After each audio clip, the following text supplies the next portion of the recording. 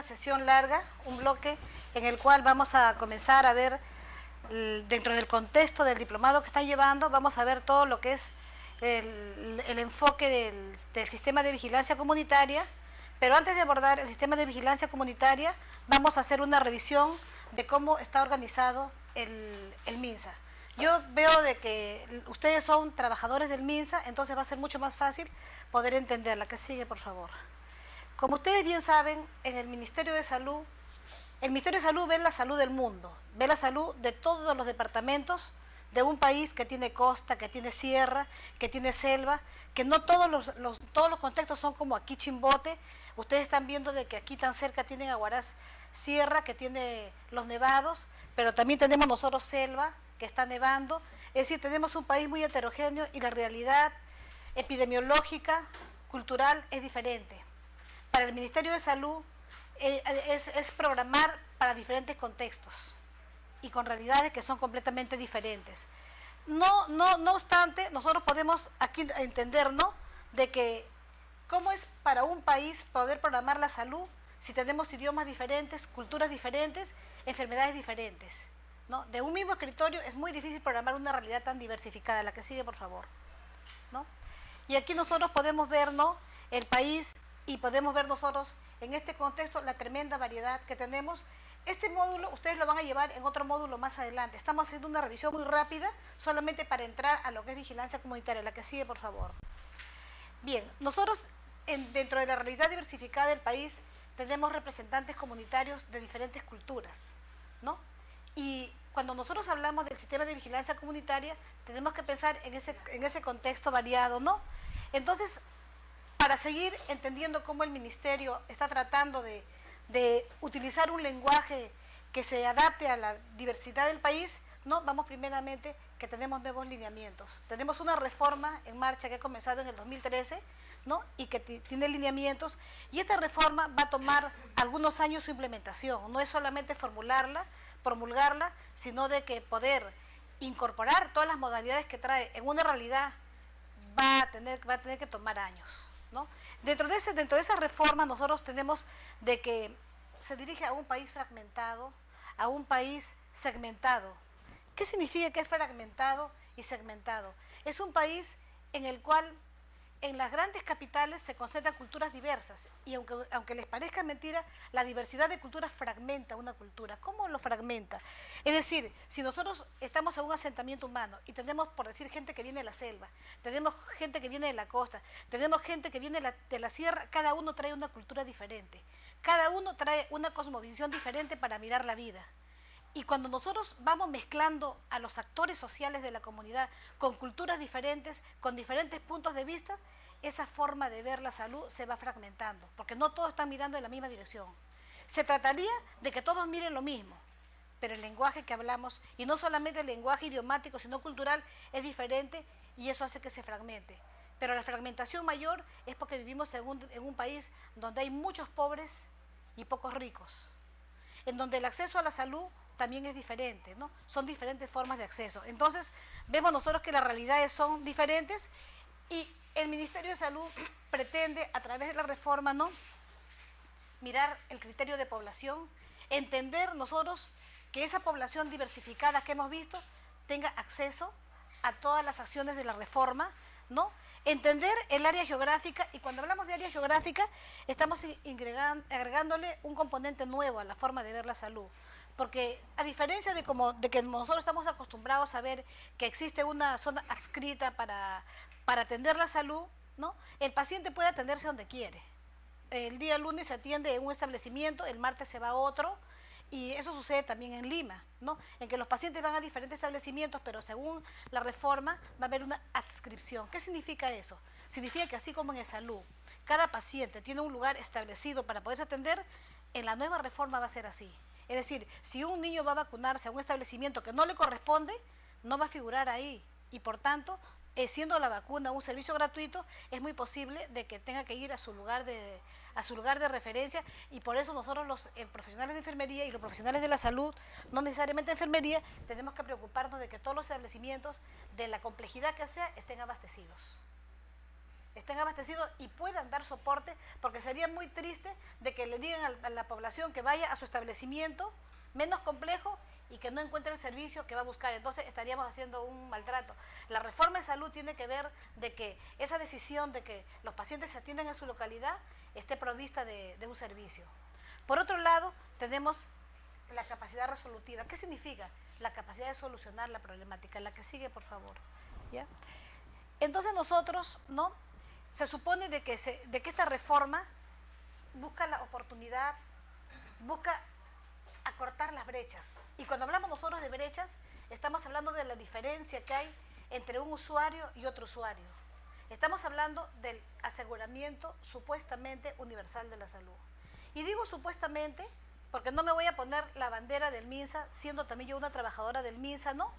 En decir de que el acceso es parejo. Ustedes saben que el acceso no es parejo. Tenemos los pacientes de salud, y yo no sé si decir si el salud es mejor que el MINSA, porque yo prefiero atenderme en MINSA que atenderme en salud. Pero, sin embargo, tiene ciertas ventajas sobre todo logísticas, cuando un paciente se atiende. Tenemos nosotros el seguro del sistema de salud, pero ustedes saben que el SIS no es para todos el mismo. Hay un seguro emprendedor que significa de que todos los pacientes ahora son reconocidos con su DNI y a través de este sistema el paciente no puede recibir una atención gratuita si el sistema registra que tiene ingresos. Y por tanto, el que tiene que pagar y el que no tiene que pagar, no tiene que pagar. Supuestamente y teóricamente eso nos lleva a nosotros a entender que va a haber una mayor equidad. Hasta aquí lo vamos a entender así. Luego nosotros, en esa búsqueda de eliminación de brechas, ¿no? Tenemos nosotros de que la población que realmente en el sistema no figure con ningún acceso va a tener toda la atención gratuita. ¿Qué significa? Que un paciente que va a pedir un SIS y que el sistema reconoce que ha cobrado un sueldo, no tiene derecho al SIS, ¿no? Pero si el paciente no tiene ningún registro, sí tiene derecho al SIS. La que sigue, por favor. Aquí nosotros vemos que estamos en una realidad que va cambiando. ¿Qué significa? Significa de que en este escenario que el Ministerio está viendo y que estamos aplicando una reforma, estamos viendo que la salud ha cambiado, ha aumentado la población mayor. La mortalidad ha cambiado también, ha cambiado la dirección que tenía antes. Teníamos mucha mortalidad infantil, ahora sin embargo tenemos una población mayor y tenemos que va disminuyendo, ¿no? Van disminuyendo la mortalidad por enfermedades infecciosas. Llamaría la atención encontrar que si nosotros salimos a una comunidad, vamos a encontrar, así como encontramos niños y como encontramos, digamos, enfermedades infecciosas, tal vez en mayor proporción estamos encontrando enfermedades crónicas, ¿o no? La experiencia nos está enseñando eso. La que sigue, por favor. Vemos nosotros cómo la desnutrición ha descendido, lo que significa de que el perfil epidemiológico en el cual se da la salud está cambiando. La que sigue, por favor, ¿no? Y así nosotros vemos cómo las tendencias, ¿no? Las tendencias, sin embargo, del gasto no han variado mucho, pero sí tenemos nosotros, ¿no? De que la falta de dinero para no acudir al establecimiento de salud también ha caído, ¿no? Entonces, de todas maneras, en términos supuestamente económicos, estamos viendo que la situación de la salud del país o de la población tiene algún cambio. La que sigue, por favor, ¿no? Sin embargo, nosotros tenemos que ver que las políticas que van orientando la atención a esas poblaciones que tienen mayores necesidades tienen que priorizar. Y las prioridades son, en primer lugar, la atención primaria. Y cuando hablamos nosotros de atención primaria, estamos hablando de la salud familiar. Es una de las banderas de la atención primaria, que es la atención en la misma comunidad. Tenemos recursos humanos calificados, ustedes están acá por eso, porque tienen que calificarse. Ya no es atender sin la calificación, y esa calificación va a significar ¿qué? Va a significar de que va a tener también una mejor remuneración. Por otro lado, también estamos viendo, ¿no?, que dentro de la parte hospitalaria, al mejorar la atención primaria, va a disminuir, se supone que va a disminuir la afluencia en los hospitales. Al desconcentrarse en los hospitales, pretenden mejorar la hospitalización e inclusive tercerizar una serie de servicios, ¿no?, que para la economía del ministerio le resultaría más costo efectivo, ¿no? El financiamiento de la salud y la rectoría. La rectoría es uno de los puntos más vulnerables que atraviesa el MINSA. ¿Por qué? Porque rectoría significa que el Ministerio de Salud es el que dictamina todas las políticas, ¿no? Y nosotros tenemos una tremenda oposición muchas veces con las clínicas, los hospitales de las Fuerzas Armadas, con el sistema privado, con el mismo de salud que no respeta que el MINSA es el rector. Y nosotros también somos parte de no hacer prevalecer esa rectoría. La que sigue, por favor. Cuando hablamos nosotros de accesibilidad y cobertura, y eso ustedes lo van a ver en otro módulo, ¿no? Aquí solamente estoy pasándolo como un repaso, pero lo que nosotros tenemos que ver es que tiene que haber una mejor capacidad de respuesta de los establecimientos de salud. Y tiene que haber un enlace más efectivo para que los usuarios lleguen al establecimiento de salud y de esa manera el acceso sea una realidad. Eso nos va a llevar también a una problemática diferente. Si estamos con población dispersa y estamos con población que no tiene medios para llegar a un establecimiento, ¿no? Se tienen que buscar estrategias y eso lo van a ver, como les digo, en el módulo que les corresponda. Por decir un ejemplo, vamos a suponer de que la señora está para dar a luz y su casa queda a 5 horas del establecimiento de salud y ella no puede correr el riesgo de que le sorprendan los dolores del parto y se le pueda complicar, entonces casas de espera. Ella tiene que irse faltando cierto periodo de tiempo a vivir a una casa de espera para que ahí sea atendida. Ante una población dispersa, que es el escenario que más temor nos da cuando vemos el Perú profundo y la selva, ¿no? Tienen que crearse alternativas que hagan que ese acceso sea posible, ¿no? Se habla de una red telefónica, se habla de lugares de refugio, se habla de casas de espera. La que sigue, por favor. Y aquí vemos nosotros todo lo que hemos mencionado, actores sociales fragmentados, una rectoría débil, un bajo desarrollo, un financiamiento limitado, y se supone de que todo ello nos va a llevar a una red integrada, ¿no? Con base territorial. Cuando hablamos nosotros de que va a haber una adscripción territorial, estamos hablando de la base territorial, ¿no? Y una oferta de servicios y una oferta privada en términos complementarios. ¿Cómo significa? ¿Cómo vemos eso? No se sorprendan ustedes de que el mismo paciente pueda ir a CISOL, pueda ir a Salud y pueda ir al MINSA y pueda ir a una clínica dentro de la capitación que tiene el MINSA. Nosotros vamos a ver en la reforma de la salud que pueden haber clínicas privadas que van a trabajar para el MINSA y que de alguna manera van a dar atención a determinados pacientes, ¿no? ¿Por qué? Porque les resulta más costo efectivo. Voy a ponerles un ejemplo. Vamos a suponer un materno infantil que atiende 30 partos al mes. Ese materno infantil que atiende 30 partos al mes tiene que pagar todo el servicio completo, pagar el rol de obstetrices, el rol de enfermeras, el rol de técnicas y pagar todo el sistema de lavandería, de mantenimiento. Si se hace un estudio económico, resultaría que cada parto le cuesta al Estado, por decir, 4.000 soles. Le resulta mucho más fácil al Estado capitar 1.000 soles a la señora que va a dar a luz y mandarla a una clínica.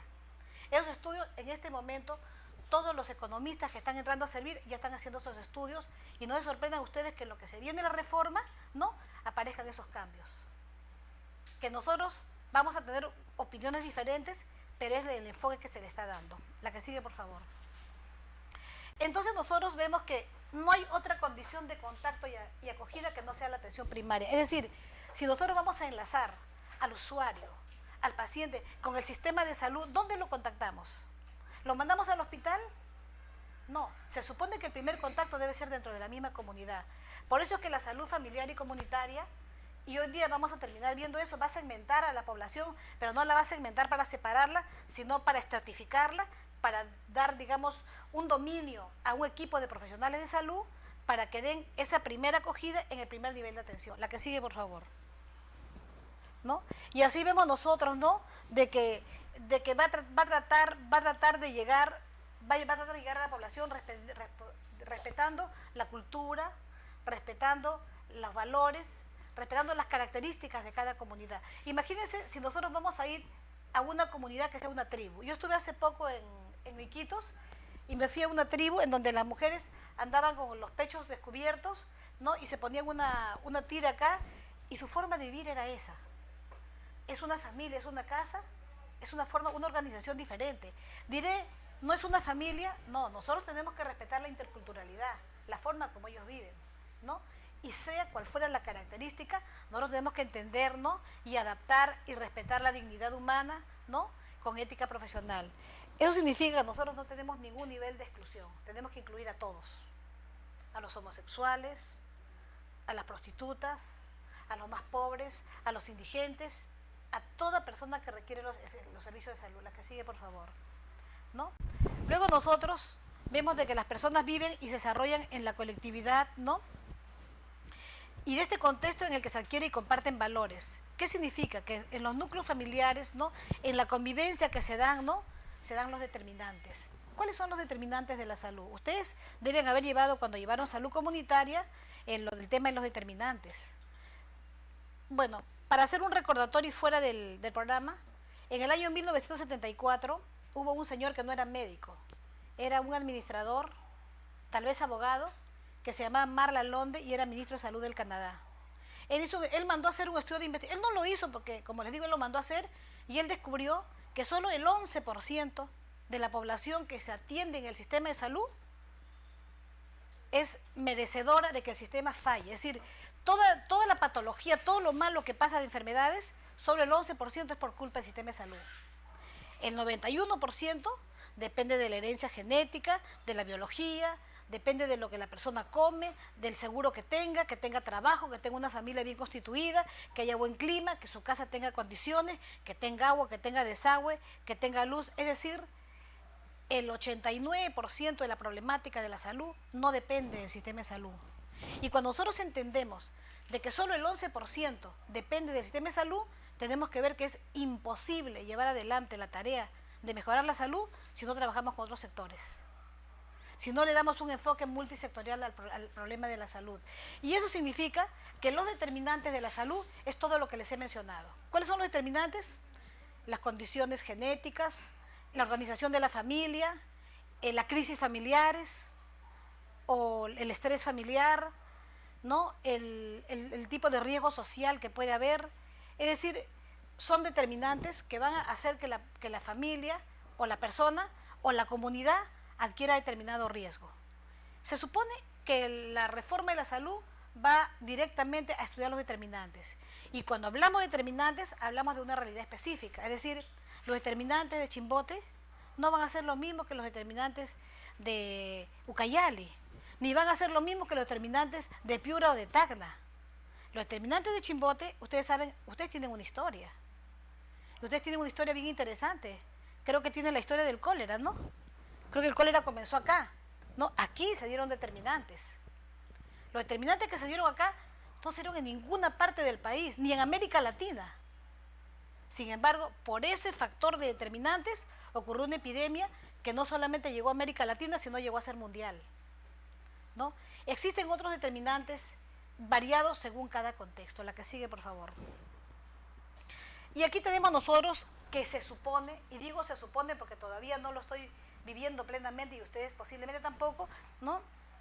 Pero que tiene que haber una relación entre el Estado, el desarrollo humano, el territorio y el sistema de salud. Es decir, el sistema de salud, si ataca determinantes, y cuando ataca determinantes, ¿qué quiere decir? ¿Que va a trabajar solo con salud, con los determinantes? ¿Me iré a dar charlas, que limpien su casa, que barran? ¿Les diré que gane más sueldo? ¿Podré decirle a la gente que gane más sueldo? ¿Le podré decir que teche su casa de concreto? ¿Podré yo manejar eso? ¿Está en mis manos? ¿Estaré en mis manos decirle que hay mucho polvo en su pista y que asfalten su carretera? Ahí tiene que entrar alimentación, tiene que entrar educación, tiene que entrar transportes y comunicaciones para tener una idea nada más, ¿no?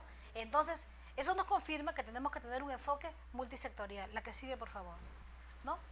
Luego, tenemos de que en la atención familiar centra su atención en la persona, pero en el contexto de su familia. Es decir, yo tengo que ver, pero tengo que verte a ti, con tu familia, con tu mamá, con tu papá. De repente en la familia se dan los factores de generatividad o vulnerabilidad. ¿Qué significa eso?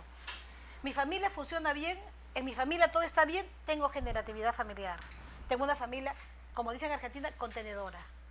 No, mi papá y mi mamá se están divorciando, o mi papá es analfabeto, ¿no? O tengo determinado problema familiar, entonces de la familia influye en la vida de las personas. El entender la influencia de la familia en la persona es la razón de ser de la salud familiar y comunitaria, ¿no? Porque las familias, como conjunto de familias, también le dan la identidad a la comunidad. O sea, cada persona le da a la familia digamos, una característica. Cada familia le da una característica a la comunidad. Entonces vemos nosotros, ¿no?, que tenemos que dar énfasis a las actividades de promoción de la salud y prevención de la enfermedad, reorientar la salud a una atención personalizada, ¿no? ¿Qué significa eso? Ya no es la historia 2035, no. O, a ver, Toledo, no. Señora María, usted es la mamá de Alondra, pase por favor, señora María. La señora María se va a quedar fascinada que llama por su nombre. Es atención personalizada. Es como que ustedes van al banco, están haciendo su cola, pusieron su tarjeta y de repente, señorita María Rojas, la llaman en tal ventanilla. ¿Qué sienten? Díganme qué sienten. Sienten que la están tratando como personas, de eso se trata, ¿no? Entonces la atención tiene que ser personalizada, ¿no? Y ¿por qué brindar atención a los recursos humanos? Porque el recurso humano que atiende a ese tipo de población tiene que tener una calificación. Ustedes están ahorita acá porque están, digamos, tienen la visión de darse cuenta que tienen que tener una calificación, una capacitación que acredite que están manejando con ventajas sobre los que no la tienen, ¿no? Entonces se trata de eso, ¿no?, que se está dando atención a los recursos humanos. La que sigue, por favor.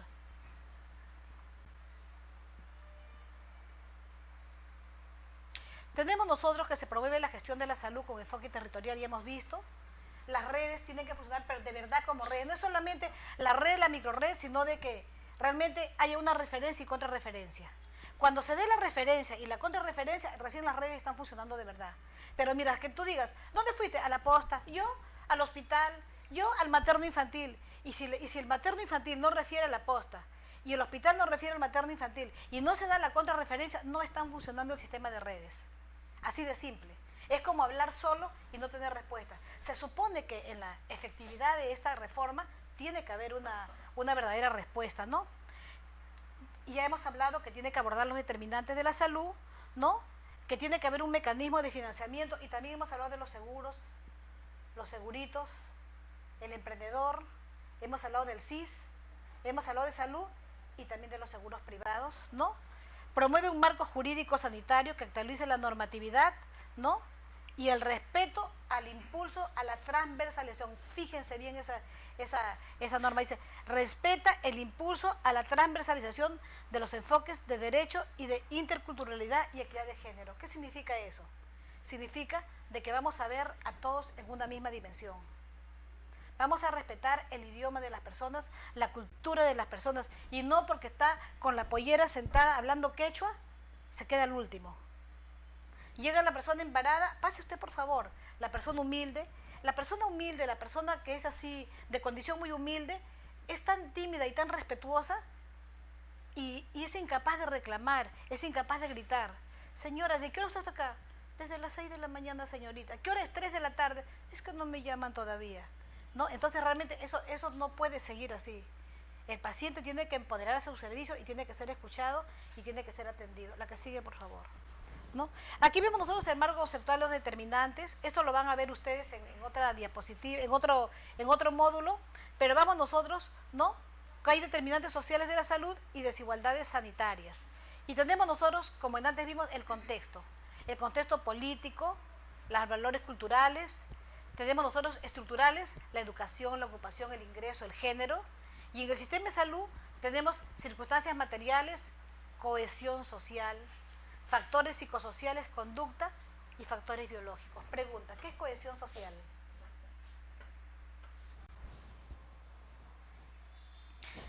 Les explico. ¿Se acuerdan que comencé diciendo de que si la gente hablaba idiomas diferentes o venía de culturas diferentes, cada uno tenía un lenguaje diferente? Eso es anticohesión. Para que haya una cohesión social, todos tienen que mirar en la misma dirección y todos tienen que homogeneizar sus puntos de vista. Se fragmenta una comunidad cuando cada uno habla diferente. Y se cohesiona una comunidad cuando nosotros como sistema de salud tratamos de cohesionarlas. Cuando tratamos de entender de que todos van a entender el mismo lenguaje. Entonces, de eso se trata, ¿no? Tiene que haber factores de cohesión social, es decir, impulsar la cohesión social. No hemos hablado de eso. Nunca he visto un congreso que diga cohesión social para la interculturalidad. Ahí estaríamos nosotros realmente acercando a las personas contra la fragmentación de la que tanto se habla. La que sigue, por favor, ¿no? Y aquí tenemos nosotros, ¿no?, que tenemos los contextos, ¿no?, el contexto político, ya lo hemos hablado, y hemos hablado también de los determinantes sociales. La que sigue, ¿cuáles son los enfoques del modelo de atención integral? Tenemos primeramente el enfoque de derechos humanos. Tenemos el enfoque de equidad de género, y eso significa de que no, la mujer es la privilegiada porque es la que ha sido maltratada. Simplemente iguales derechos hombres, iguales derechos mujer. Aquí no hay uno por encima de otro. Simplemente se busca una equidad de derechos. La interculturalidad ya le hemos hablado, y hemos hablado de la fragmentación, de la segmentación. Cuando hablamos de cohesión social, hablamos de interculturalidad. También hemos comentado el enfoque de territorialidad. Nos faltaría comentar un poquito de derechos humanos, ¿no? Y el derecho humano, aquí les voy a decir algo que me voy a ir en contra del sistema de salud. Me voy a ir a un ejemplo. Si estamos en Noruega o estamos en Bélgica, el ministro de Salud está dando una conferencia y se desmaya, se cae, al ministro de Salud lo llevan al hospital, y si el albañil se cae y se rompe una pierna, en una cama está el ministro y en una cama está el albañil. ¿Por qué? Porque en esos países la salud es un derecho social. En esos países nadie paga ningún tipo de seguro. La salud es gratuita para todos. Para los pobres, para los ricos, no existe diferenciación. Son países que tienen mucho dinero, pero tienen política social. Ahí sí hablamos de que el derecho humano llega de forma plena. Todos somos iguales, todos merecemos el mismo trato, la misma cama, el mismo médico, las mismas buenas condiciones. Todavía nosotros no tenemos eso acá. El derecho que estamos respetando es el derecho a la salud, el derecho a la atención. Tenemos que caminar hacia la construcción de una verdadera equidad. No, nos falta mucho camino por recorrer, pero por lo menos estamos avanzando en el sentido de que hasta hace pocos años hemos tenido pacientes que no tienen ningún acceso, ni uno, ni siquiera el mínimo acceso, y que en este momento ya se está abriendo un acceso al sistema de salud. La que sigue, por favor. Y aquí tenemos nosotros que en este modelo tenemos un paquete para la persona, un paquete para la familia y un paquete para la comunidad. ¿Qué significa? Eso significa que existe una cartera de servicios. ¿Qué es una cartera de servicios? Te pregunto, ¿cuál es tu cartera de servicios? A ver, dime tu cartera. Tú me dirás, bueno, yo soy enfermera, soy licenciada, yo sé poner inyecciones, yo puedo poner un suero, yo puedo poner vacunas, yo hago un control de crecimiento y desarrollo, yo puedo aplicar el índice de CATS al adulto mayor, yo puedo hacer esto. Tú me dices, esa es tu cartera. Cada profesional tiene su cartera. El odontólogo tiene su cartera, el médico tiene su cartera. Pero una posta de salud tiene su cartera. ¿Qué hacen? Curaciones, control del embarazo, vacunas, crecimiento y desarrollo. Un materno infantil tiene una cartera más compleja. Un hospital de mayor nivel tiene una cartera más compleja, y un instituto tiene una cartera. Es decir, se abren carteras según el nivel de complejidad, pero atendiendo a la persona, atendiendo a la familia y atendiendo a la comunidad según el problema que presente. Yo por una persona que estornude no la voy a llevar a un instituto especializado. Se va a primer nivel de atención. Pero si tenemos a una persona que le da un mareo y queda en coma, en la vida la voy a llevar a una posta de salud. Entonces tenemos que entender que existen niveles de complejidad. La que sigue, por favor. Cuando hablamos nosotros de necesidades, hay dos tipos de necesidades. La necesidad sentida por la persona y la necesidad que el sistema de salud ve. La necesidad que siente la persona puede decir, bueno, yo necesito bajar 10 kilos de peso, necesito comprarme un auto, yo necesito tal cosa. Es la necesidad subjetiva percibida por la persona. Pero el sistema de salud ve las necesidades según estándar. Es decir, a este niño le falta 1 kilo de peso, a este niño le sobra 1 kilo de peso. A esta señora está con 8 meses de embarazo y solo tiene 3 controles. Le faltan controles de salud. No tiene Papa Nicolau. Esta alumna escolar no sabe de planificación familiar. Es decir, la necesidad que el sistema de salud considera, ¿no?, que la comunidad requiere. Entonces, en el eje de las necesidades vamos a entender que va, digamos, según el sistema de salud, y lógicamente esos paquetes para el niño, para el adolescente, para la adolescente, para el joven, para la joven, para la adulta, para el adulto mayor y para la mujer adulta mayor son diferentes. A la mujer no le da cáncer de próstata, ni al hombre le da cáncer al hígado. No, no le da cáncer al útero, ¿no? Pero el cáncer al estómago es más predominante en el hombre, como el cáncer al pulmón. A la mujer, ¿qué le da más? Cáncer a los ovarios, cáncer a las mamas. Es decir, tenemos realidades diferentes, riesgos diferentes. Es mucho mayor el índice de drogadicción de los adolescentes varones que de las mujeres, pero los adolescentes varones no salen embarazados. Entonces, eso ha hecho que en la reforma de la salud exista una diferenciación de género. Hay un paquete para género masculino y otro paquete para género femenino. La que sigue, por favor. Y luego tenemos el aseguramiento universal, lo cual ya hemos visto. La que sigue, por favor, ¿no? Luego tenemos los procesos de gestión con el enfoque territorial. Cuando nosotros hablamos del enfoque territorial, lo cual vamos a desarrollar más adelante, ¿no? Pero vamos a empezar a tener una idea, como en los países de América Latina. Existe una población de familias específicas, como el modelo Cuba. ¿Qué hace en Cuba? En Cuba existe, por decir, vamos a poner un ejemplo, solo un ejemplo. 1000 familias para un equipo de médico, 2 enfermeras, ¿no? Una obstetriz, un odontólogo o 2 odontólogos, y ese equipo humano tiene que ver con esas familias, ¿no?, la vigilancia de la salud y el poder responder si todos los indicadores se están dando, ¿no? Entonces nosotros vemos que esta nueva situación, ¿no?, exige una meta, un presupuesto, incentivos, tiene niveles, tiene un plan estratégico, pero sobre todo tiene un acuerdo de gestión que se vincula con el sistema integrado de vigilancia ciudadana, que lo vamos a desarrollar. Solamente lo tenemos como referencia. La que sigue, por favor. Cuando hablamos solo de gestión, ¿no?, estamos hablando de que haya suficiente capacidad resolutiva.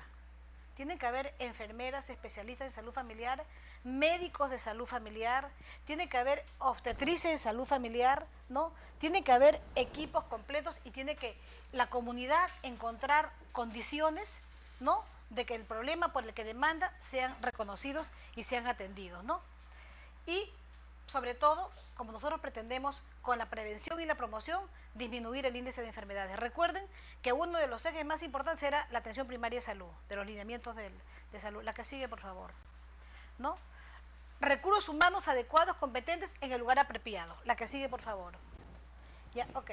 Hemos visto muy rápidamente, muy superficialmente, porque eso va a ser motivo de un módulo completo, de una reunión específica en el cual van a desarrollar muy minuciosamente cada uno de los puntos que hemos abordado. Pasa a la que sigue, por favor. Bueno, vamos a ver ahora el cívico. Pregunta, ¿ustedes tienen experiencia en cívico? ¿Se aplica acá en Chimbote? Porque en Huaraz todos saben. Les pregunto, ¿ustedes manejan cívico? Todavía no. ¿Ah? A ver, no entiendo.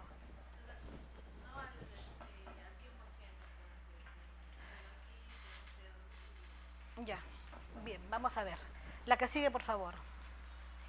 Bien, como estrategia operativa cívico depende de la participación comunitaria organizada y voluntaria. Es decir, si ustedes van a tener un cívico en el cual el jefe del centro de salud diga, acá tenemos los mapas, la comunidad, las casas, y no está el actor social, es un cívico bamba. Para que el cívico sea real, tiene que estar la comunidad con el sistema de salud. Número 1, condición número 1. ¿Ya? Por eso dice, tiene que la comunidad participar activamente en todo el proceso, ¿no? Y la acción se inicia con la vigilancia como primer paso, ¿no? Aquí tenemos algunas prioridades y no necesariamente las prioridades son uniformes. Estas son prioridades, por ejemplo, del ejemplo Apurímac. En el ejemplo Apurímac dice, ¿no?, el estado nutricional de los menores de 3 años, las madres gestantes, las enfermedades prevalentes de la infancia. Si nosotros lleváramos el cívico a Iquitos, de repente tendríamos el VIH, porque ese es el problema predominante en ese lugar. Si nos vamos de repente a un lugar donde hay dengue, nos hablarían del dengue, nos hablarían de la bartonelosis, nos hablarían de la malaria. Es decir, en cada contexto, ¿no?, en cada establecimiento de salud tienes tú las prioridades. En este caso, en este ejemplo, ¿no? Luego se va incorporando otros indicadores de seguridad alimentaria, ¿no?, y algunos que aparte de lo que el sistema ve, la comunidad considera importante. Porque como en este caso estamos trabajando horizontalmente con la comunidad. La que sigue, por favor. ¿Ya? Entonces, siendo que la información va a venir de la misma comunidad, les pregunto, ¿quién va a saber más de la comunidad que la comunidad misma? ¿Ustedes creen que ustedes con su inteligencia, con su título de licenciadas de enfermera y su especialidad en salud familiar o su diplomado en salud familiar, van a tener una bola de cristal para saber lo que realmente pasa dentro de una comunidad? No. Ahí tenemos que tener una posición de madurez bien firme, y eso lo digo yo por experiencia. Les voy a contar una experiencia personal que tuve. Yo en el año 2010 me fui de incógnita a Ucayali a pasar la Navidad. Mi hijo mayor había puesto una granja ahí en un pueblito, y me integré con la comunidad, me mezclé con la comunidad. Nadie sabía que era enfermera, era una señora, una mamá más de ahí, ¿no? Y me fui a las sesiones. Qué suerte que tuve, la oportunidad de escuchar cómo se reunía la comunidad, lo que sentía, lo que hablaba, lo que pensaba, y no había nadie de salud ahí. Y ellos hablaban, decían que los niños, que la persona. Entonces me quedé con ellos y señora, ¿usted qué va a dar? Ya, yo voy a dar 10 tarros de leche y voy a hacer el chocolate. Ah, ya, la señora va a dar el chocolate. Entonces todos iban a mi parcela para que hagan ahí el chocolate, Navidad y todo, y me quedé 15 días. Me cortaron mi cabello, fui madrina de un chiquito, nadie sabía que yo era enfermera. Pero entonces pude escuchar, ellos no tenían idea de que si el sistema de salud funcionaba con ellos, era su forma de ellos propios de pensar. Si yo hubiera ido, y hubiera ido con mi chaqueta de licenciada, y hubiera dicho, señora, buenos días, soy de la posta, yo les digo lo que va a pasar. Señorita, pase usted, lo que usted diga, señorita. Me empiezan a obedecer y me dicen, no, usted diga, señorita, usted es la enfermera, usted va a saber. La comunidad le resulta muy fácil dejar al personal de salud, que el personal de salud decida. Y cuando eso ocurre, se perdió todo. Es nuestro trabajo, ya no es la comunidad. Quedamos fuera del juego. La comunidad tiene que decir lo que realmente siente, y tiene que sentir que la comunidad es la autora, la protagonista, es la dueña de su verdad.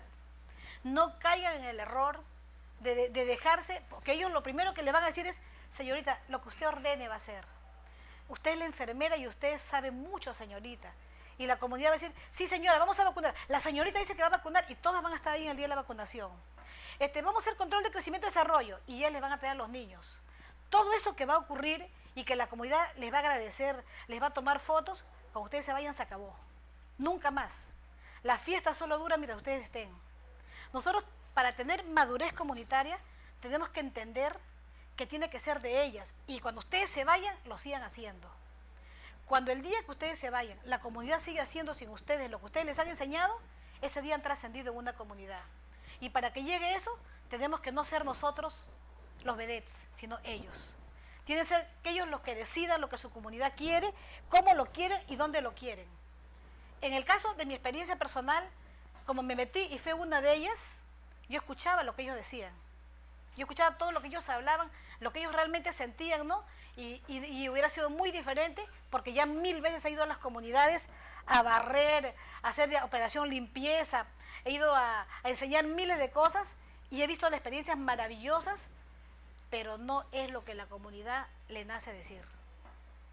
Y hay que tener mucha madurez para desprenderse de la posición de enfermera y ponerse en el lugar de ellos y dejar que sean ellos los que decidan. No tienen que ponerse de incógnitas como yo fui, pero tienen que pujar hasta que la comunidad se pronuncie y hasta que la comunidad se empodere. Miren, la palabra mágica es empoderamiento. ¿Quién está empoderado, ustedes o la comunidad? Tienen que dejar que la comunidad se empodere. Solo así la comunidad realmente se va a quedar con esa forma de seguir procediendo. Entonces, el facilitador del proceso tiene que tener un profundo conocimiento de la comunidad donde trabaja. Realmente tiene que saber exactamente el sentir de la comunidad, ¿no? Las costumbres, las tradiciones, ¿no? Y tiene que propiciar la aceptación de la confianza de la comunidad y de sus líderes. Hay que ser honesto y tener un liderazgo, ¿no? Porque tiene que ayudar a la comunidad. Cuando yo fui a la selva, por ejemplo, a mi hijo tuvo un accidente y las señoras como yo no era enfermera ahí, las señoras de la comunidad sacaron una canastita con aceites, con cosas. ¿Y de dónde tienes esto? Mi mamá, que murió hace 20 años, me lo dejó. Eran cosas raras que tenían y con eso lo curaron. Ellos saben hacer sus cosas. Esa es su interculturalidad de ellos. ¿Qué pasaría si voy a decir, no? Aquí tienes Apronac, acá tienes Notil, acá tienes tales. Entonces, con eso estamos nosotros matando lo que ellos tienen de ellos. ¿Ustedes creen que el día que nos vayamos van a tener el Apronac y el Notil? ¿Quedó algo de lo que llevamos? No cometan ese error. La que sigue, por favor. Vamos a contribuir a que mejoren las condiciones de salud de las familias mediante acciones comunitarias. Nunca se olviden de las acciones comunitarias organizadas de vigilancia. Establecer el modelo de vigilancia comunitaria basado y repetido 1000 veces con la participación social e institucional, articulando el plan de desarrollo de comunidades saludables. Definir responsabilidades y compromisos de los actores sociales e instituciones y transferir capacidades y competencias técnicas desde la Dirección de Salud, las redes, las microredes, el establecimiento, ¿no?, para el sistema de vigilancia comunitaria. A lo largo de mi experiencia de salud, que tengo más de 30 años, he visto 1000 veces caer en el error y en el vicio de perdernos en esa trama, de querer nosotros ser los dueños de la verdad y perdemos a la comunidad. Tenemos que llegar hasta el fondo con el empoderamiento de la comunidad. La que sigue, por favor. ¿No? Vamos a dar algunas definiciones muy rápidas para poder entrar en el terreno. Lo primero que tenemos que tener bien claro, ¿qué es la promoción de la salud? ¿Qué es la promoción de la salud? A ver, Huaraz, Chimbote, ¿qué es promoción de la salud? Bueno, son medidas y acciones que tiene, en este caso, el establecimiento hacia la comunidad. Ya. Son proyecciones no solamente en lo que respecta a atención, sino también en lo que respecta a asesorías preventivas promocionales. Y sobre todo, la promoción de la salud siempre va a los determinantes. A los determinantes. ¿Cuál es el determinante? Imagínense, una casa en donde hay un adolescente de 14 años que tiene enamorado. Y la mamá no tiene para pagarle el colegio y se queda la chica en su casa todo el día. Y el enamorado vive al costado de la casa y es un adolescente de 16 años que tampoco no hace nada. ¿Hay factor de riesgo? ¿Cuál sería la promoción de la salud? ¿Ya? ¿Se dan cuenta? Es una realidad específica que nos serviría de ejemplo. La participación de la comunitaria, ¿no?, dice, toma y decisiones por el cual los grupos de la comunidad, sectores e instituciones diseñan y prueban y ponen en práctica acciones, iniciativas que les permiten alcanzar el bienestar de manera conjunta. Es decir, aquí tenemos este problema en la comunidad, ¿con qué los podemos ayudar nosotros a ustedes? O sea, miren, cómo empoderan a la comunidad. El dirigente, aquí tenemos, señorita, el problema de la malaria, por decir. ¿Qué podemos hacer nosotros por ustedes? No qué pueden hacer ustedes para ayudarnos a hacer nuestro trabajo en salud. Entonces, ahí es donde la comunidad se empodera. Tienen que tener palabras muy específicas para poder hacer que la comunidad no pierda el empoderamiento. La que sigue, por favor. Facilitación. La facilitación es generar espacios de reflexión, de aprendizaje, para poder democratizar relaciones entre los actores. Es decir, tenemos que hacérsela fácil a la comunidad. Porque si yo voy a ir, tenemos que generar espacios, buscar reuniones, decir, bueno, señores dirigentes, vamos a reunirnos hoy día, queremos que la comunidad nos diga lo que siente, lo que piensa, en acta se registra, y hacer que ellos hablen, que se manifiestan, y arrancarles qué es lo que ellos pueden ofrecer. Sobre todo, dejar que ellos nos digan qué es lo que necesitan, qué pueden dar ellos, y con qué los podemos ayudar nosotros a ellos. ¿Qué podemos hacer nosotros por ellos? No qué pueden hacer ellos por nosotros. Pero hay que generar esos espacios, hay que hacer un clima de confianza, ¿no? Y hay que buscar que no solo se pronuncie uno por su punto de vista, sino varios miembros de la comunidad y que todos lleguen a un acuerdo. La que sigue, por favor. ¿Qué es la vigilancia? ¿No? La vigilancia es estar a la expectativa, estar pendiente de un suceso. Pero cuando hablamos de vigilancia ciudadana, ¿no?, es intervenir en los asuntos públicos que afectan la vida de la población. Ejercer los derechos y los deberes de fiscalizar, control y seguir. Por decir, en una casa en donde están criando chanchos, que está todo contaminado, y a los costados de las casas viven niños, viven familias. ¿La comunidad se puede quedar tranquila? Lugares donde están reciclando basura y donde no están tomando medidas preventivas. ¿Qué se tiene que tomar ahí vigilancia ciudadana? Claro que tiene que tener, ¿no? Tenemos vigilancia en salud, vigilancia epidemiológica, vigilancia alimentaria y seguridad alimentaria. La que sigue, por favor. ¿No? Cuando hablamos nosotros de descentralización, estamos hablando de transferir competencias. Estamos viniendo de un sistema en el cual todavía nosotros nos creemos dueños de la verdad. Y eso viene desde el ministerio, porque hasta hace algunos años el ministerio, un escritorio, decidía. Y no me digan que no, yo ahora que he estado ahora poco en Huaraz, me he ido a las postas de salud y he visto desfibriladores. Y les digo, y estos desfibriladores nos llegaron ¿Cuánto tiempo lo tienen? 4 años. ¿Lo han usado? Jamás. He visto como 5 desfibriladores en las postas por el río Santa, por esos lugares que nunca, a nosotros también nos ha llegado en Lima. Entonces, ¿quién está decidiendo eso que llega que nunca se usa? Cuando llegan equipos, llegan cosas que no se van a usar jamás, porque desde un escritorio están creyendo que conocen la realidad local. Y de pronto esos desfibriladores hubieran salido tanto en un hospital especializado, en vez de que se desperdicie, pero triste es dar de baja equipos que nunca se han usado. ¿Y por qué? Porque están decidiendo desde una realidad que no es la verdadera realidad local. La realidad local diría, pues, qué es lo que se necesita, ¿no? De manera exacta. Bien, luego tenemos nosotros que la gestión social comunitaria es la toma de decisiones, ¿no? Pero el problema no solo verlo superficialmente. Y ahí tienen que tener, ustedes tienen que ser muy hábiles, porque la comunidad puede decir, nosotros necesitamos un hospital, y es una comunidad de 500 habitantes. No, vamos a analizar. Entonces, analizar, conversar con las personas para que ellos entiendan realmente su nivel de complejidad. Luego ellos tienen que estudiar, comprender y diseñar, y solo así ellos van a saber exactamente lo que requieren, lo que necesitan, ¿no? Entonces tenemos nosotros que hacer que la comunidad también sea parte del estudio de su propia realidad. Eso lo vamos a ver más adelante cuando veamos el censo comunitario. La que sigue, por favor. El enfoque movilizador. ¿Qué es el enfoque movilizador? El enfoque movilizador es echar a rodar los recursos sociales y los recursos de la comunidad. Es decir, nosotros tenemos que instrumentar todas las potenciales posibles para que se haga efectivo, ¿no? Como dicen, ¿no? Es un proceso por el cual se ofrecen mejores condiciones a las personas para alcanzar una vida más larga, para que sepan, para que tengan destrezas, para contar con los recursos, ¿no? Para que la gente use sus libertades civiles, que la gente participe en los diversos aspectos de su vida. Ahí ustedes van a ver de que se va a eliminar el maltrato. ¿Por qué motivo?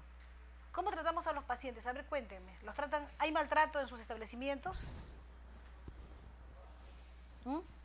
Si les pongo una cámara secreta y las veo atendiendo al paciente, va a decir, buenos días, señora Rosalía Gómez, pase por favor, tome asiento, ¿no? Yo no diga, a ver, mamita, pasa, siéntate. No, eso jamás, ¿no? Jamás la escucharé tratar de todo al paciente y tratarlo de manera despersonalizada, ¿no? Entonces tenemos que tener un desarrollo humano sostenible, ¿no? ¿Qué significa? Imagínense ustedes de que hay que hacer el informe, hay que hacer el cruce de la información de CRET. ¿Ustedes hacen cruce de información? El cruce de información de vacunas. El paciente está esperando, lo siento señora, no lo voy a atender porque me toca mi cruce. El paciente de CRE, de control de crecimiento y desarrollo, la señora con su bebito. Señora, ya no puedo atenderla porque tengo que hacer mi cruce. ¿Quién está en el centro del sistema? ¿El paciente o el sistema? Les pregunto. Eso no puede ser. Eso no puede ocurrir. Nosotros tenemos que poner en el centro del sistema al paciente y no, no se atiende hoy día a los pacientes. ¿Por qué? Porque hoy día toca hacer el inventario, la cuenta, el trámite. No. Todas tienen que viajar a Huaraz a capacitarse y se cierran los servicios, porque todas tienen que viajar. Entonces ese día en Chimbote no atiende sus programas, no atiende sus servicios y el paciente sale perjudicado. Porque este sistema imperfecto todavía no está viendo realmente, no está viendo que eso tenga otra orientación. ¿Y por qué? Si nosotros somos profesionales y no somos críticos y somos receptores pasivos del sistema, no estamos haciendo nada. Nosotros tenemos que decir, bueno, sí, vamos a capacitarnos, pero ¿quién se queda en el servicio? Ya, vamos a capacitarnos, pero avísenme 5 días antes para poner un letrero y avisar a las pacientes que no vengan. Porque tenemos que respetar al paciente. No quita que no tengamos los procesos, pero esos procesos tienen que ser con respeto humano. No que de la noche a la mañana todo el mundo se dispara porque hay movilidad, porque hay viáticos, porque va a haber todo en Huaraz y me dejan botados los servicios. No se trata de eso, ¿no? Se trata de que yo tengo enfermeras, de verdad que me siento orgullosa. Nos vamos a Lunahuaná, el hotel, el mejor hotel, el Embassy, la mejor comida, pagado por los norteamericanos, ¿no? Por USAID, va a haber de todo y les van a pagar 150 soles por cada día que estén allá fuera de todo. ¿Nos vamos? No señora, no puedo ir. ¿Por qué? Porque tengo pacientes citados. Nosotros en Chorrillos ya trabajamos con sistema de citas. Tengo 8 pacientes citados en la mañana y tengo 16 pacientes en la tarde, me quedo. Así de simple, así de simple. Pero si nosotros dejamos que el sistema desbarate la prioridad que merece el paciente, entonces realmente tenemos un sistema que no está bien. Decir al jefe, mire doctor, usted será mi jefe, tiene todo mi respeto, pero estamos maltratando al paciente. Si ustedes quieren que vayamos a cursos, avísenos con anticipación de una semana para poder organizar el sistema y no exista la devolución de pacientes. Y de eso nosotros tenemos que ser parte. Si queremos liderar, tenemos que liderar el sistema que estamos nosotros como profesionales de enfermería liderando, o como cualquier profesional de la salud, queremos hacer un liderazgo, tiene que ser un liderazgo ético. Entonces eso tenemos que tener bien claro, ¿no? Si el sistema falla, decir, usted tiene la culpa, doctora, usted cómo recibe, pero acaban de llamar del ministerio, ahorita acaban de llamar del ministerio diciendo que tienen que ir a tal curso, y los pacientes citados, no, un momento, el centro de atención es el paciente, no vamos. El día que tengamos esa madurez, estamos realmente construyendo un sistema y estamos construyendo un verdadero liderazgo. La que sigue, por favor, ¿no? Y aquí tenemos nosotros, ¿no? Tenemos el agente comunitario de salud, el sistema de salud, las autoridades alrededor del Civico. ¿Para qué? Para disminuir, en este caso, en el enfoque de Apurímac, era para disminuir la desnutrición crónica, disminuir las enfermedades prevalentes de la infancia, para proteger a la gestante y así propender a un desarrollo humano, ¿no? Tenían ellos como base la seguridad alimentaria y la promoción de la salud a través de ¿qué? De la vigilancia de gestión del riesgo y la participación comunitaria en el ejercicio de sus derechos. La que sigue, por favor, ¿no? Tenemos nosotros el Civico, el MAIS y la reforma de salud. Todo va junto. Es el diplomado, lo que ustedes están llevando, ¿no?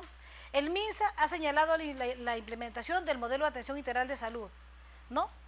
Para priorizar las atenciones de acción integral a los quintiles de mayor pobreza. Porque valgan verdades, si las personas tienen cómo pagar un seguro, si tienen cómo financiar el sistema de salud, le estaría quitando dentro de la forma como funciona nuestro sistema, porque no estamos en Bélgica, ni estamos nosotros en esos países desarrollados, pero tendríamos nosotros que no quitarle lo que le corresponde al que tiene más necesidad, ¿cierto? ¿No? Luego tenemos nosotros que la familia y la comunidad son los actores principales para asegurar la atención integral del niño, ¿no? Y es importante fortalecer la participación social de la comunidad para poder implementar el Civico. La que sigue, por favor. Aquí tenemos nosotros una instrucción muy interesante. Tenemos en primer lugar, ¿no? Cómo todo el sistema local y distrital que gira alrededor del Civico. ¿Qué tenemos nosotros? Las iglesias, las APAFAS, los colegios, el CLAS, cívicos agrarios. Hay cívico agrario también, ¿no? Tenemos nosotros las empresas, los caminos, tenemos las prefecturas.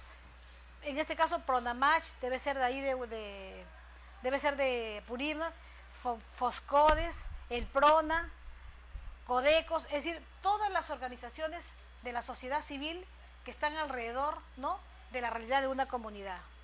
Luego tenemos nosotros que el Comité de Desarrollo Comunal, ¿no?, tiene una serie de organizaciones más específicas con las cuales tiene un trabajo más cercano. Lo están ustedes viendo allá.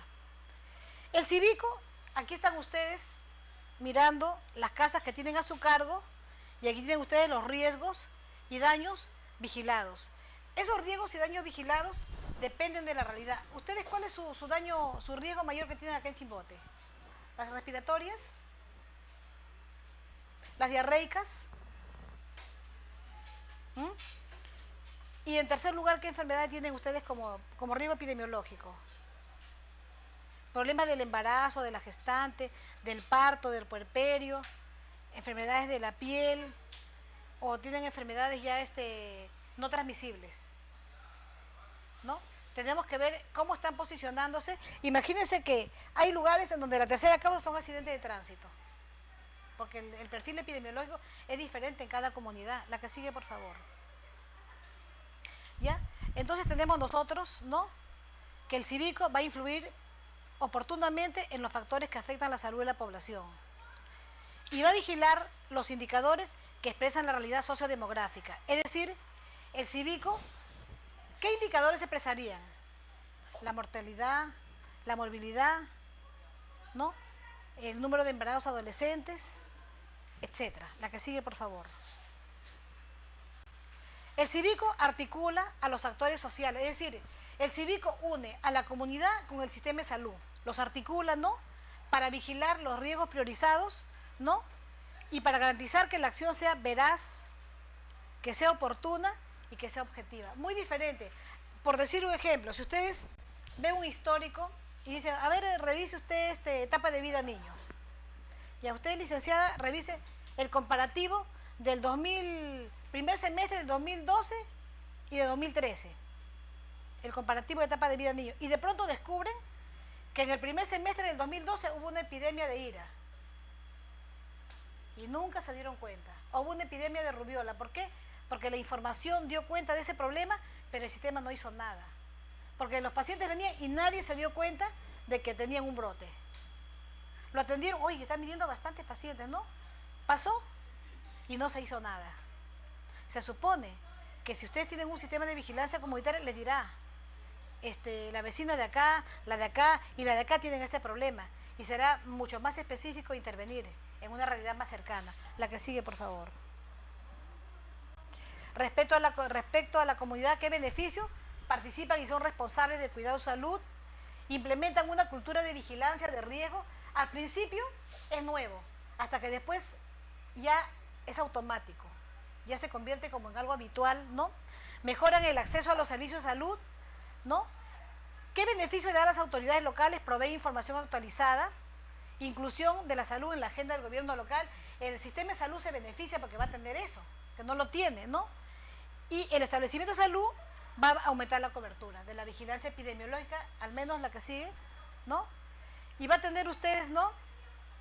Que va a tener un ámbito de vigilancia, es decir, imagínense ustedes frente a su porción de casas que van a tener. Cada uno dice, bueno, yo pertenezco y tengo esta zona. ¿Qué vamos a ver en esa zona? Vamos a ver el ámbito de vigilancia bajo ese sector, el riesgo que vamos a vigilar y qué promotores auténticos tenemos. No vamos a ir a seleccionarlos, por favor. El peor error que se cometió fue seleccionarlos. Vamos a ver quién está allá, quién es la partera, quién es el promotor real. No el que vamos a fabricar que después se va a convertir en técnico de enfermería, sino el real, el huesero, el hierbero. Por decir, ¿qué haríamos si supiéramos que en una casa hay un anciano inmovilizado que está 4 días solito y no tiene a nadie que lo vea? ¿Lo dejarían morir bajo las paredes de su casa? ¿Quién lo va a detectar? ¿Ustedes creen que el Ministerio de Salud lo va a encontrar? ¿Quién va a detectar ese problema? La misma comunidad. La comunidad es la que nos va a notificar, ¿no? Para poder tener una intervención oportuna. La que sigue. Miren, en el sistema de vigilancia actual tenemos que el sistema de vigilancia institucional ha tenido resultados concretos en el control de brotes, epidemias, especialmente en el cólera, y eso le corresponde a ustedes, ¿no? A nivel de la región hay muchas experiencias de impulso al sistema de vigilancia comunitaria, ¿no? Vigilancia epidemiológica y a los riesgos. Se han impulsado acciones de promoción y desarrollo de estrategias de comunidades y municipios. Hay personal con capacidad para implementarlo, eso van a hacer ustedes, ¿no? Cientos de promotores de salud capacitados y disponibles, eso lo encontraron en Apurímac, ¿no? Y el sistema está contemplado en la implementación del modelo de atención integral de salud. Pregunto, ¿funciona el modelo de atención integral de salud? Díganme la verdad, ¿funciona? Nunca aterrizó. 20 años. 20 años que está escrito, 20 años que se repite, 20 años que se evalúa y 20 años que no funciona, ¿no? El sistema implementado se ha focalizado en algunos daños prevalentes y no aborda aspectos de lo saludable. Esa es la verdad. El sistema de vigilancia no está integrado con el sistema informal oficial. A ver, dígame cuál es la verdad. No se ha definido competencias y líneas de autoridades sobre el sistema por parte de la Oficina de Epidemiología, Salud de las Personas. No existe normatividad específica que sustenta la implementación del sistema comunal. Crecimiento indiscriminado de los temas a vigilar. Pongo muchos temas y no vigilo ninguno. Quiero ver todo y al final no veo ninguno, ¿no? Dicen que en la región la vigilancia de una perspectiva institucional con limitada presencia en la comunidad. Ese es el peor error que se puede cometer, ¿no? No solo en el manejo de datos, sino en el análisis. Es decir, al final la comunidad solo les ayudó al censo y de ahí se fueron a sus casas y salud se siguió diseñando sin la participación de la comunidad. Vicio del sistema, ¿no? Solo utilizan metodología cuantitativa, el peor error. No se incorporan los gobiernos locales a los procesos. ¿Qué es utilizar la metodología positivista, cuantitativa? Es decir, veo solamente los números y no veo la realidad que sucede, no veo el drama que vive la comunidad, si no estoy solamente viendo 8 casos, 9 casos, 7 casos. Pero realmente describiría el problema social, el problema que nosotros manejamos. ¿Se puede escribir solo con números? Tenemos que tener un enfoque un poco más humano, más cualitativo. La que sigue, por favor. Y tenemos la gestión institucional, que planifica las actividades de implementación, asigna responsabilidades y sectoriza. Ya estamos aterrizando un poco a donde vamos a llegar. ¿Y qué hace la gestión social comunitaria? Hace un plan comunal, hace un informe comunal con instrumentos y mecanismos, hace el mapeo comunal, ¿no? Referencias y contrarreferencias, las ejecuta, evacuación de emergencias obstétricas y generales, vigilancia epidemiológica a nivel comunal, espacios de participación comunitaria. De repente ustedes van a encontrar otro tipo de acciones para la gestión comunitaria según la realidad en la que encuentren. La que sigue, por favor. ¿No? Sigue, pasa a la que sigue. ¿Cómo nosotros vamos a planificar? En primer lugar, tenemos que tener responsabilidad por un espacio geográfico. ¿Qué significa? Que vamos a tener, como lo de la territorialización, significa de que la comunidad se va a dividir en partes. Y cada espacio geográfico, determinado por el número de casas, por el número de familias, va a tener un grupo profesional que va a hacer la vigilancia. Número 1. Eso que quede bien claro. ¿Ya está pasando acá o todavía? Díganme la verdad. ¿Ya está sucediendo o todavía no ha sucedido? Bueno, es lo que viene. Luego tenemos nosotros, ¿no? Que eso tiene, por supuesto, que sectorizarse y ver qué resultados esperamos. ¿Cuál es el resultado que esperamos? El mapa, el censo, el informe, lo vamos a ver hoy día, ¿no? El informe de actividades de mes a mes, incluyendo metas, costos y quién es responsable de qué. Y cómo controlo que cada responsable vigile lo que tiene que vigilar. Los responsables deben asumir una actitud de compromiso y dedicación hacia la promoción de la salud. La comunidad debe generar una relación de confianza y ascendencia sobre las autoridades comunales, los agentes comunitarios y la propia comunidad, motivando el trabajo y dándole continuidad para garantizar el éxito de las acciones y de la estrategia. Tenemos que tener una comunidad abierta, una comunidad que crea en el sistema y tenemos nosotros que darle pruebas a esa comunidad que va a funcionar. Porque tiene que funcionar. El sistema tiene que... Si ha funcionado en Cuba, ¿por qué no va a funcionar acá? La que sigue. Luego nosotros tenemos, ¿qué va a hacer el jefe? El jefe va a garantizar la implementación del sistema para que la estrategia sea asumida por el personal de salud. El jefe asigna los sectores al personal de salud y al personal de la comunidad, ¿no? Luego gestiona las condiciones logísticas, es decir, usted va a tener a cargo tal sitio, pero ¿cómo? Voy a llegar en mototaxi, llego en burro, llego en avioneta, llego en bote, llego en balsa. Aquí en Perú existen todas esas posibilidades. Tiene que darse, miren, tiene que darse de verdad y no salir, como se dice, por las patas de los caballos. Les voy a dar un ejemplo. Hay que hacer una campaña de vacunación porque la vacuna se vence. No hay pasaje, no hay refrigerio, no hay ni para traslado. ¿Eso así debe ser? No puede ser así. Tiene que haber una planificación desde arriba que provea los medios para que la acción sea la que debe ser. Pero nosotros tenemos la culpa de permitir y de aceptar condiciones que no deben de ser. Si a nosotros nos dicen, tienes que acabar este lote de vacuna porque te quedan tantos días y mi movilidad, ya más adelante te van a dar, tú ponte tu bolsillo y después te vamos a dar. ¿Cierto? ¿Quién tiene la culpa de ese problema? ¿Nosotros? ¿O el sistema? ¿Y ustedes qué hacen cuando el sistema falla así? Si ustedes se quedan pasivas, y se lo habla a alguien que trabaja en salud, que estoy acostumbrada a manejar esas cosas. No les hablo desde teoría, les hablo desde la vivencia personal. Si ustedes se quedan tranquilitas aceptando esa situación, entonces están ustedes dando lugar a que se repita, se repita y se repita. ¿Saben cómo hago yo? Cuando me hacen eso y me amenazan y todo y me chantajean, muy bien, acta. Por el día tal, conste que sin documento previo, información verbal, la doctora fulana de tal me conmina a realizar una campaña de vacunación comprometiéndose a darnos los pasajes. No garantizamos el éxito ya que no se ha sido convocada, ya que no se ha hecho esto, pero siendo una orden se acata bajo estas condiciones y firmamos. ¿Ah? A su nombrada, pues, que lo haga. Busquen ayuden a la nombrada a que la nombrada lo haga. Ustedes ya no firmen y la nombrada que se haga cargo. Yo no saben todo lo que me cargo. Ya me tienen pánico, me tienen a mí mis directivos. Cuando me aparezco todos se esconden, ¿no? Ya, entonces nosotros tenemos que aprender a hacer respetar, ¿no? Y tenemos que buscar estrategias, ¿ya? Tenemos nosotros del responsable de promoción de la salud, entonces hemos hablado de lo que el jefe debe de hacer. ¿Qué hace el responsable de promoción de la salud? Conduce la planificación e implementación del CIVICO. Por favor, conozcan lo que cada uno hace. No caigan en el vicio de no hacer lo que les corresponde.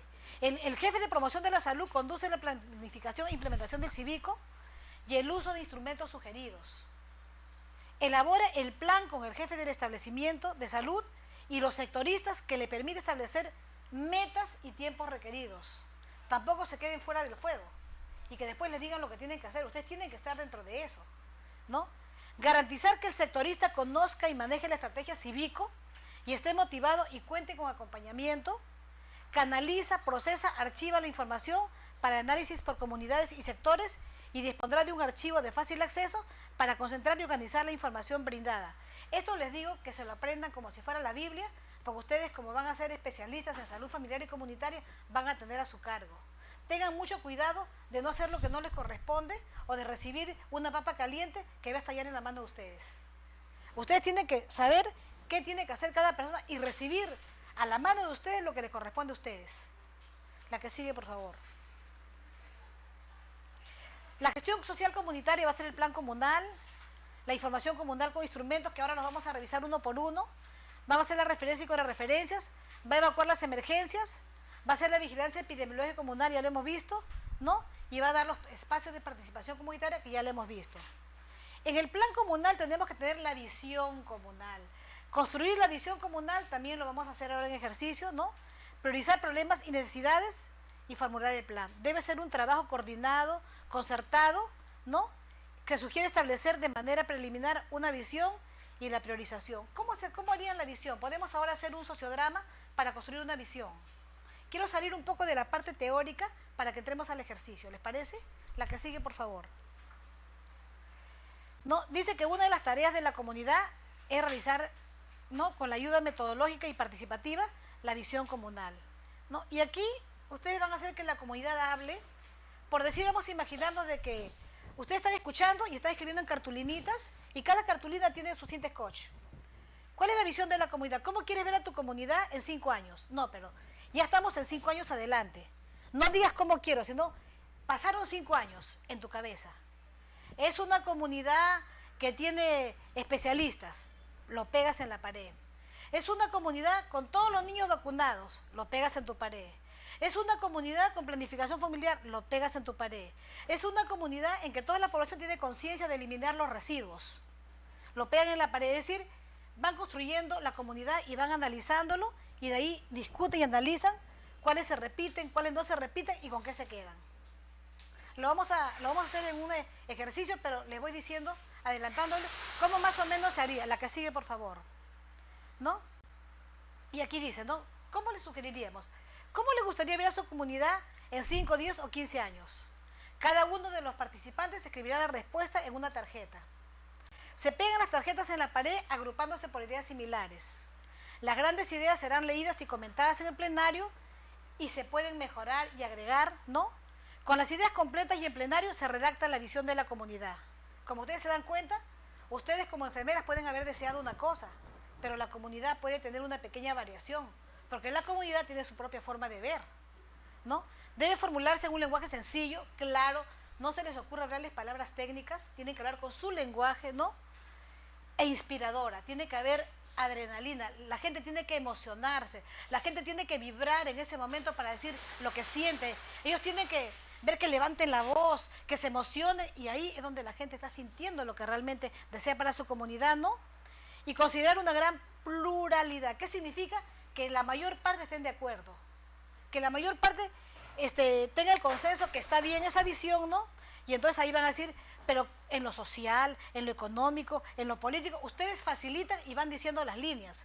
Y la comunidad va dando su visión. La que sigue. Y de acuerdo a ello se va priorizando las necesidades.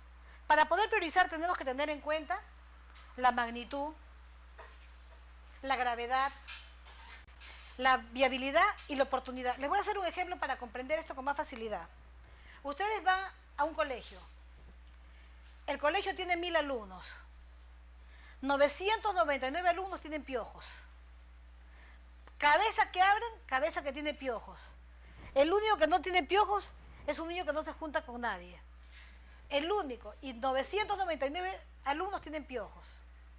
En ese colegio de 1000 estudiantes hay una niña de 15 años que tiene VIH positivo, que tiene vida sexual activa y que está cambiando de enamorados. Si fuera magnitud, ¿quién ganaría? ¿Los piojos o el VIH? Muy bien. Y si fuera por gravedad, y si yo le doy viabilidad, ¿puedo solucionar el VIH? Claro que sí. Puedo impedir que contagie a los demás compañeros. Si está teniendo un enamorado y otro, va a contagiar a toditos. Y ella tiene su VIH y la puedo educar a que maneje su VIH, pero si está contagiando, voy a tener un ejército. Y hay oportunidad de solución, puedo detener, puedo controlar esa tendencia que existe, ¿no? Pueden considerar otros criterios, pero más o menos eso nos va a ayudar a nosotros a diferenciar lo urgente de lo importante. Hay muchas cosas importantes, pero solamente hay una o dos que son urgentes. Y esas urgentes se convierten en prioridad. La que sigue. Tenemos el cuaderno del promotor de salud. El cuaderno del promotor de salud lo vamos a ir desarrollando, ¿no? Pero lo primero que tenemos que tener en cuenta es que él tiene que tener su lista de familias censadas. Es decir, el promotor de salud, por ejemplo, no tiene una población muy grande. Yo soy promotor de salud del sector 18, que tengo 120 casas. Es mucho todavía, puede tener 80 casas. Es en su cuaderno, él tiene toditas las casas y sabe cómo está compuesta su población. La que sigue, por favor. ¿No? Un favorcito, fíjate cuántas láminas faltan para la próxima diapositiva. A ver, ve adelantándola. A ver, ya, retrocede. Retrocede donde estábamos. Miren, vamos a terminar esta parte y vamos a tener un break de 10 minutos, ¿les parece? ¿Ya?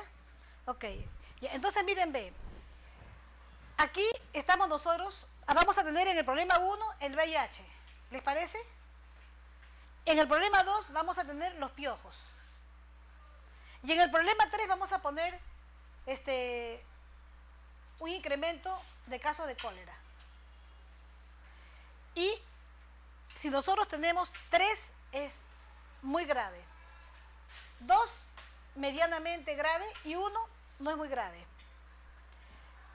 ¿A cuántos afecta? Si yo pongo a cuántos afecta el VIH, puedo tener que afecta a la que tiene y a los que puede contagiar. Pero si yo tengo los piojos, va a contagiar a 1000 niños. Solo falta 1 nomás para que se contagie, nada más, ¿no? ¿Tiene posibilidad de causar muerte o daño? ¿Ahí quién gana? El VIH, ¿no es cierto? ¿Contamos con condiciones para solucionarlo? Sí, claro que sí. ¿Tenemos oportunidad de solucionarlo? Y vamos nosotros poniendo los puntos. Y de esa manera, con esta matriz, podemos priorizar los problemas más importantes. La que sigue, por favor. Aquí tenemos nosotros, ¿no? Ya los problemas.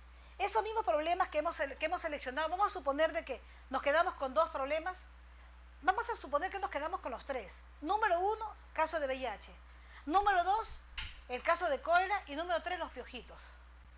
Y diríamos, ¿cómo solucionarlo? Van llenando cómo solucionar cada uno de los problemas. ¿Qué me va a dar la comunidad? La comunidad, ¿qué va a dar para solucionar lo del VIH? ¿Qué me va a dar la comunidad para solucionar lo de los piojitos.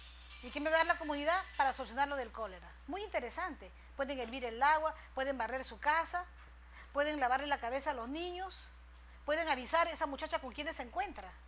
La comunidad tiene mucho para dar, para solucionar. ¿Y qué tenemos que dar nosotros? De repente nosotros podemos dar el Nopusit, ¿no? O de repente no tenemos Nopusit, podemos encontrar otra alternativa. Podemos dar nosotros el tratamiento, el Targa, para el paciente que tiene VIH. Entonces nosotros sí tenemos cosas que darle. Ellos tienen mucho para darnos, pero nosotros también tenemos mucho para darles a ella. Estamos negociando. Ellos nos dan, nosotros nos damos y juntos cumplimos nuestro trabajo y la comunidad resuelve su problema. Tenemos nosotros a quién va a beneficiar y la palabra mágica, quién se hace cargo. Porque muchas cosas se dicen y al final nadie se hace cargo y se quedó escrito en el papel. Y lo que ahora se hace es acta, todo con acta, ¿no? ¿Y cuándo se va a hacer? Ahí no termina el asunto. Les digo, ¿qué vamos a hacer para que sea? Y ese día, ¿qué hacemos? Y el cuándo se va a hacer, tiene que citar a la gente, mandar oficio, avisarles, pasar la voz, preparar el ambiente, etcétera, preparar las cartulinas, preparar los plumones. Es decir, también hay que preparar eso. No es cuándo lo hacemos y ahí estamos. No, hay que organizar ese cuándo y qué se va a hacer. La que sigue, por favor. ¿No? Entonces, ya hemos revisado. En primer lugar, hemos visto cómo va la normatividad del Ministerio de Salud. Estamos viendo cómo más o menos se introduce el MAIS con la reforma de salud y la salud familiar. Y hemos visto de manera muy general cómo estaríamos viendo el sistema de salud con lo que estamos viendo, lo que es cívico. Y es poco porque en las que siguen vamos a ver un poco más detalladamente todavía. Vamos a seguir desarrollando lo que es el cívico. Hoy día vamos a terminar haciendo 1 o 2 talleres. Ok, entonces damos 10 minutos de descanso, ¿ya?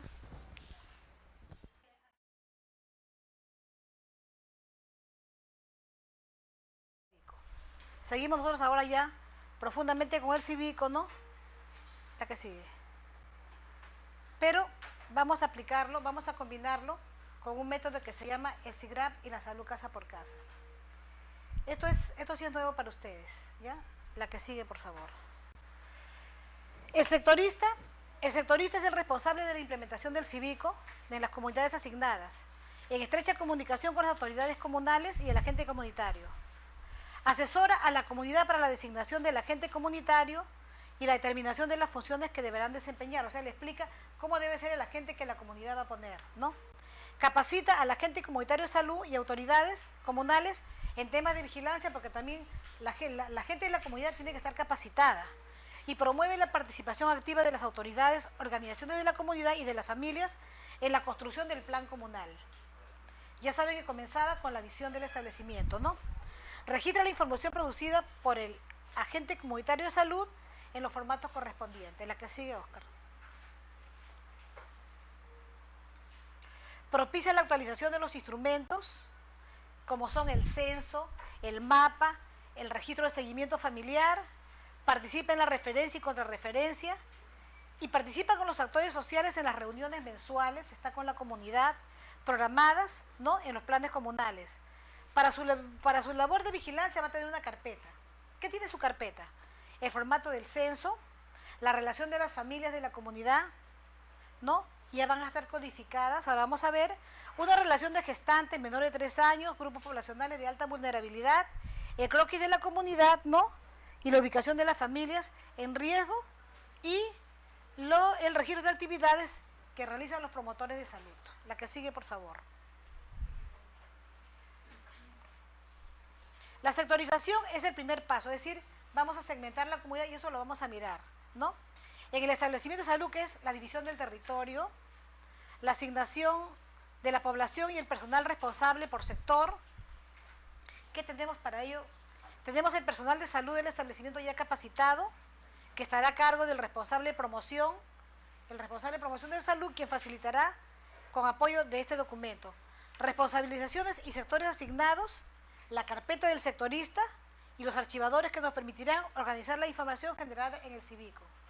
Es decir, está bien, vamos a vincular lo de la comunidad con el establecimiento de salud, lo vamos a mirar. La que sigue, por favor, ¿no? Para ello vamos a entrar nosotros a un sistema que se llama el SIGRAP y la salud casa por casa. Dice, no basta proteger la salud de un promedio de la población, si al interior de una comunidad nosotros enmarcamos realidades no visibles, ¿no? Si nosotros encontramos población con necesidades insatisfechas, ¿no?